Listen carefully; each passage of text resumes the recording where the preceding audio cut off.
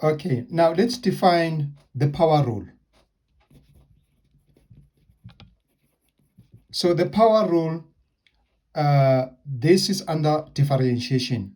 So the power rule says if you are given y is equals to x exponent n, so it's power or exponents, so it deals with exponents.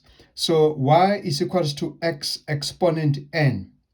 So you derive this. So this is dy over dx, and then you will get nx n minus 1. You just have to watch the pattern, how n moves. So you will multiply by n, and then in the exponent you say n minus 1. And it's always n minus 1 when you apply the power rule. Whether the function is given by y, so you use the dy or dx with the same definition, or the function is given in terms of f of x. Even if you are given the function in terms of f of x is equals to x exponent n, and then you derive this, you use the f prime option. So f prime is n x n minus 1. Even if the function is multiplied with a constant, if let's say there's a constant next to x, and then the constant, let's represent the constant by k. So let's say there's a number, a random number, and then you have your x exponent n.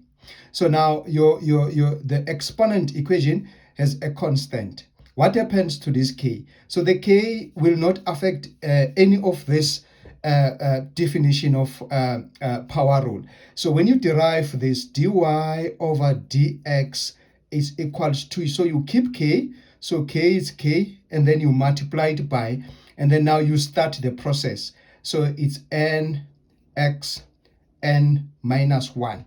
So the fact that there's no sign between k and n, so it's a multiplication. So it's either you use this dot to denote a multiplication between the two, or you just write kn. It's fine, because you will still multiply the two numbers. So the main thing here is that you need to multiply k by n, and then you get kn x n minus 1.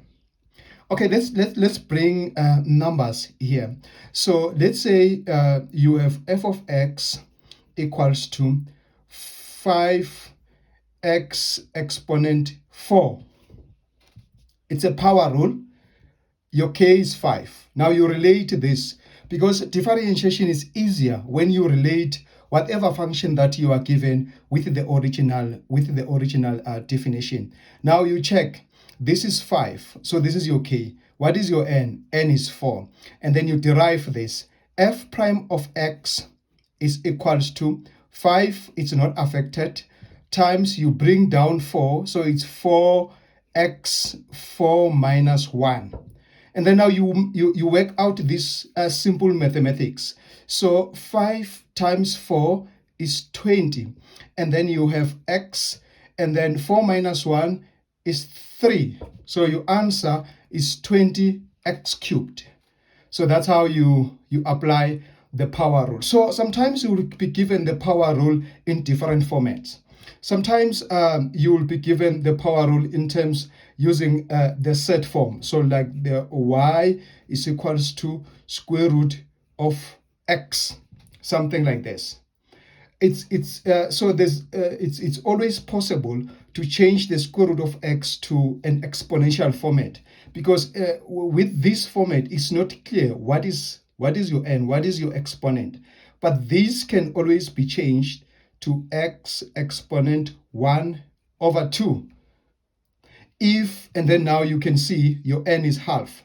And then how do you deal with this? How do you derive this? So you've changed y, you've simplified the original equation to look like the power rule, x exponent n. Now you can identify x, and then the power is 1 over 2. And then now you can start the process. Dy over dx. Dy over dx in this case, it's n x n minus 1. Nx n minus 1. And then this is 1 over 2. You keep the 1 over 2. You deal with this in the exponent. This is the exponent, and then half minus 1, it's minus 1 over 2. It's minus 1. Why half minus 1 minus 1 over 2? Remember, when you deal with this fractions, so 1 over 2 minus 1. How do you deal with this? So you say, oh, what is the common denominator? The common denominator is 2. And then 2 to 2, 1. 1 times 1 is 1. You give this a denominator of 1. 1 to 2, 2 times. 2 times negative 1 is negative 2. And then you simplify this, and then this will give minus 1 over 2. That is why you move from 1 over 2 minus 1, and then you get this exponent of minus 1 over 2. And then in terms of simplifying, remember, you were given this equation in this format. You have a square root sign. So now you check the possibilities. If it is possible to change this equation to look like the original equation that you were given. Is it possible? Yes, it's possible, because your exponent is in a fraction form. But before you change that, you need to change the exponent to positive first. And then so you have 1 over 2 times, now to change the exponent to positive, it's 1 over x exponent 1 over 2. That's how you reciprocate your exponent. When you change the exponent, the negative exponent to positive, and vice versa. If you want to change a positive exponent to negative, and then you will reverse the process. So now let's multiply. 1 times 1 is 1 over 2 times this, it's 2x exponent 1 over 2. This is an exponent. This is power. And now you can bring the logarithmic definitions to say, the exponential definition to say this is 1 over 2, it's 2, and then x exponent half, it's square root of x. It's the same thing. The same way that we've changed square root of x to x exponent half, you can reverse the process now. And then you have your answer, 1 over 2 square root of x. So the general definition in terms of exponents, how you work the square root sign. If you have a square root of a, so this is general, exponentially, you can represent this as a exponent half.